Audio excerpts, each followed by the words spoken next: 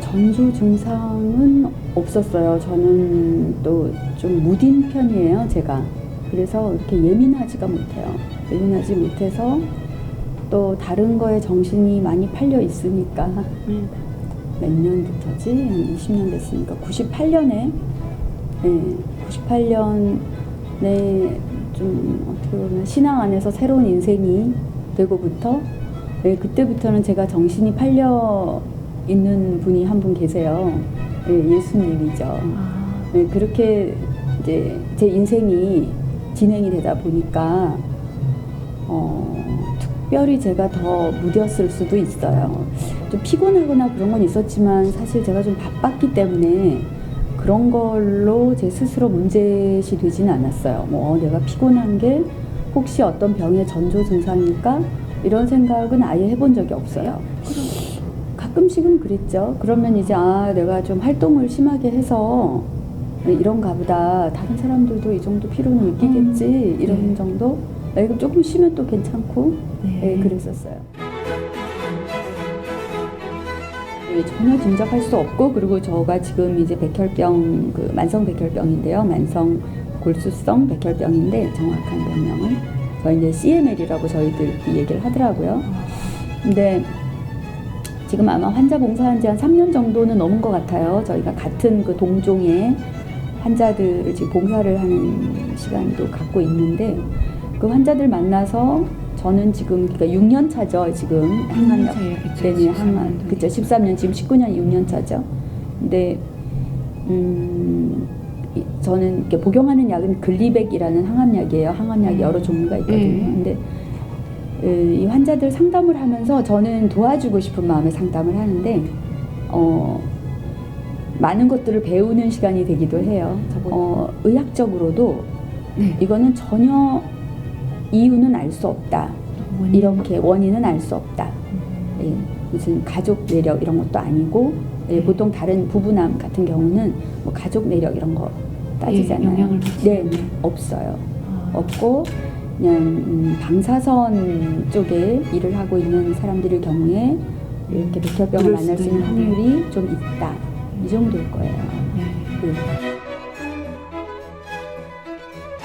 저는 다 집신도 짝이 있잖아요. 그래서 지금은 제가 이렇게 항암약을 먹고 있어서 조금 더, 그리고 이제 나이를 먹었으니까 예전엔 이 인물보다 좀 나았었나 봐요.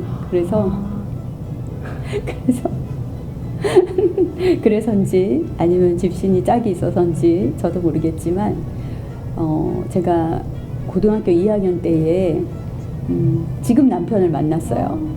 굉장히 적극적이고 추진력이 강한 사람이에요, 남편이. 그래서 정말 저의 의사랑은 상관이 없고 일방적으로 굉장히 강력하게 13년을 따라다녔어요. 그래가지고 결혼이라는 걸 하게 됐어요. 근데 그 성격대로 또 이 사람 입장에서는 이제 결혼을 하고 이제 와이프가 이해를 할 거라고 생각을 했겠죠, 아마도. 근데 그 성격대로 이제 직장 생활을 하는 거죠. 새벽부터 새벽까지. 새벽에 나갔다가 새벽에 들어오는, 하여튼 뭐 일요일도 없고 휴가도 없고 크리스마스도 없고 아무것도 없어요. 그렇게 이제 직장에 매진을 하더라고요. 그게 이제 저에게는 한계였죠. 공허함이라기보다는 저는 또 어떤 가치관이었었냐면, 그 당시에 이제 그 교회 생활은 하고 있었지만은 결혼을 하면은 남자 여자의 각자 해야 될 책임과 의무가 있다, 이렇게 생각하던 타입이었어요, 제가. 네네. 그래서 아이도 뭐 제가 혼자 낳아서 키우고 그럴 마음은 없었고요. 그리고 양가에 대한 어떤 서포트도 제가 혼자 해야 된다 생각은 해본 적이 없어요. 그냥 예의 바른 결혼 생활을 아마 원했는지도 모르겠어요. 저도 아마 그게 제 스스로 가지고 있었던 가치관 같아요. 그냥 모든 생활에 좀 절도 있고 윤리적이고 좀 도덕적이고 그냥 그렇게 사는 삶이 뭐 선한 삶이다, 이렇게 아마 제 안에 가치관이 형성이 되지 않았나, 이렇게 생각해요. 그러다가 이제 그게 무너진 거죠. 그래서 이제 너무한 사람을 만났구나. 왜 이렇게 일방적이고 무례하냐. 네, 그게 제가 힘들었던 거죠. 네. 그게 너무 신기할 뿐이에요. 네, 저는 사실은 제가 피해자라고 생각했기 때문에 제 스스로 그 당시에 피해자라고 생각했기 때문에 빠져나올 마음이 조금도 없었어요.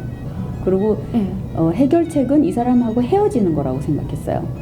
왜냐하면 나는 일방적으로 피해를 당했기 때문에 그리고 아무리 설득해도 설득이 안 되는 사람이기 때문에 그리고 제가 목소리가 좀 남편이 훨씬 더 강해요, 저보다. 네, 그래서 띠로 말하면 안 될 것 같은데 호랑이 띠고 저는 토끼띠예요. 딱 성격도 그런 것 같아요. 네. 네, 그래서 우리는 아예 게임이 안 돼요. 근데 얘기해봐야 안 돼요. 그래서 아예 그냥 애전하게 포기를 했어요. 제가 이 사람은 안 되는구나. 설득도 안 되고 대화도 안 되고. 그리고 이제 포기를 하고 내면적으로 스트레스가 많았죠. 네, 그렇기 때문에 제가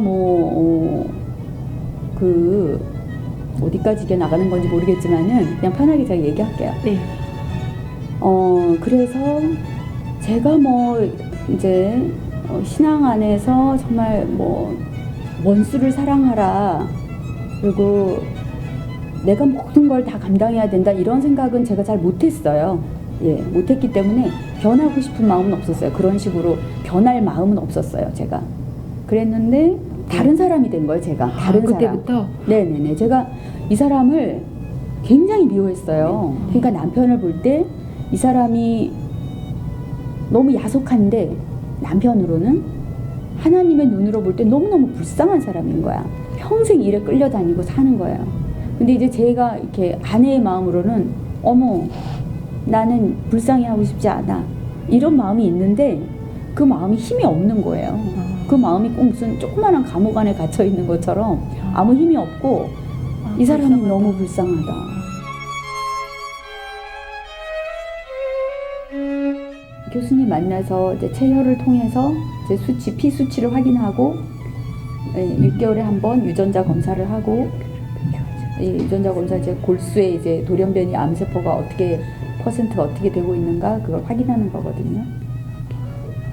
네. 그리고 건강검진을 1년에 한 번씩 하죠. 해서 몸에 다른 어떤 문제가 생기는 게 뭔가 이게 파악이 되는 거죠. 파악이 돼서 병원을 수시로 다녀야 될 일이 생기는 거죠. 그래서 대장 그러면 또 거기 극과를 가야 되고, 유방 그럼 또 유방 쪽을 가야 되고, 갑상선 그럼 갑상선 또 가야 되고, 이제 계속 병원을 친구 삼아서 살아야 되는 거죠. 저는 글리백이라는 항암약을 먹는 걸로 남편이 선택을 했어요.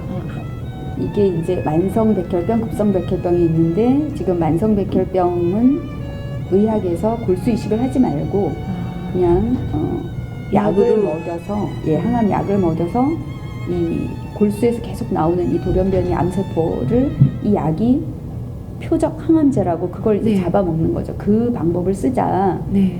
그러나 이 사람들은 완치는 없다. 그냥 계속해서 골수가 이미 망가져서 완치라는 건 사실 골수를 갈아 끼는 수밖에 없어요. 예. 골수 이식이라는 거죠. 근데 그거를 만성은 하지 말고, 그러니까 이제 완치는 없다. 그냥 계속 이 약을 먹여서 그 돌연변이 세포를 죽이자. 이 지금 치료를 지금 하고 있는 거죠. 그래서 저희 만성백혈병 환자들은 다 임상환자라고 말을 해요. 임상? 예, 임상. 지금 다 임상인 거죠. 그러니까. 그 약을 먹으면서 이제 많은 어떤 케이스들이 나와요. 조금 전에 제가 말씀드리려고 했던 대로 그렇게 전혀 부작용이 거의 없는 1%도 안 될걸요? 아마 그런 환자부터 시작해서 지금 1년에 10명 이상씩 사망하고 있어요. 그게 이제 교수님한테는 제일 스트레스예요. 이 사망률을 좀 10명 미만으로 줄이고 싶은데 그게 굉장히 이분이 유능하신 분인데도 아시아에서 유능한 분인데도 불가능하다.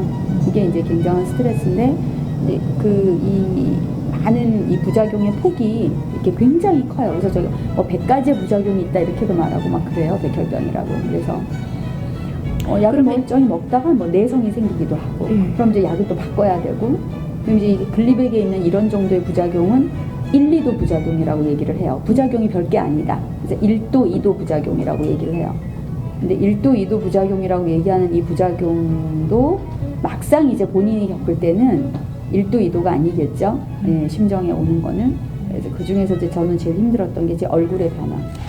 안화 부종이라고 해서 눈 주위가 붓는 거예요. 예, 이게 거의 튀어나오듯이 눈 주변이 많이 붓고 그 약 때문에 이 멜라닌 색소가 다 없어져요.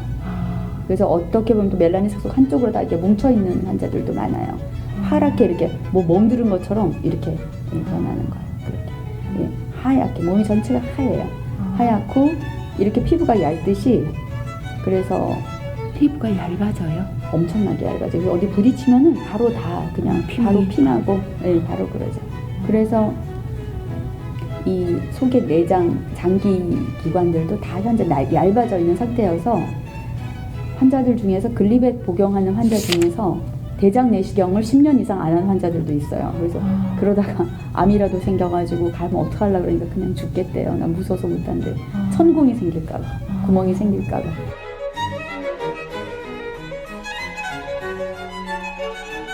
제 인생이 좀 더 소중하다는 생각, 그래서 가치 있는 인생으로 살아가야 되겠다는 거, 그래서 낭비하는 시간을 좀 갖고 싶지 않다는 생각, 그거는 인생이 저에게 굉장히 소중해진 거죠.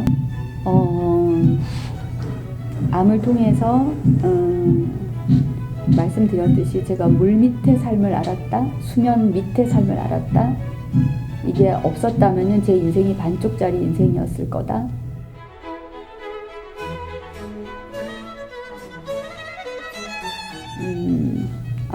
수영을 끊어놨기 때문에 수영을 가고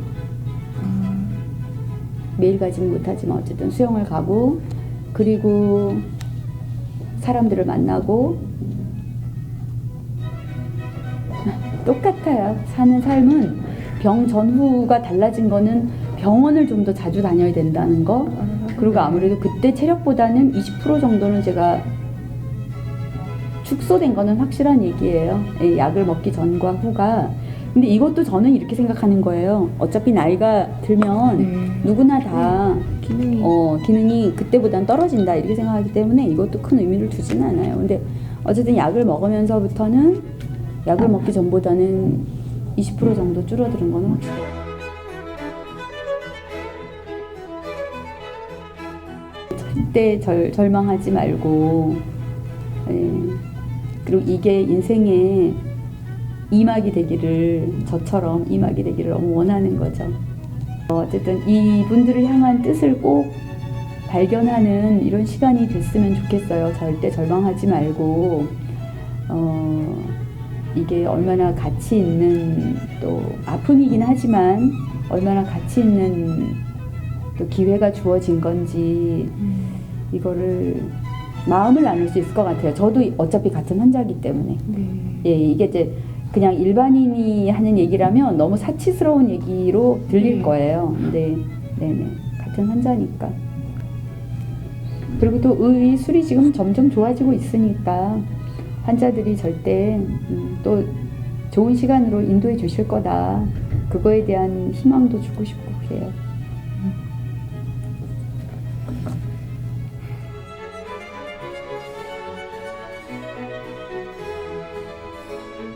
앞으로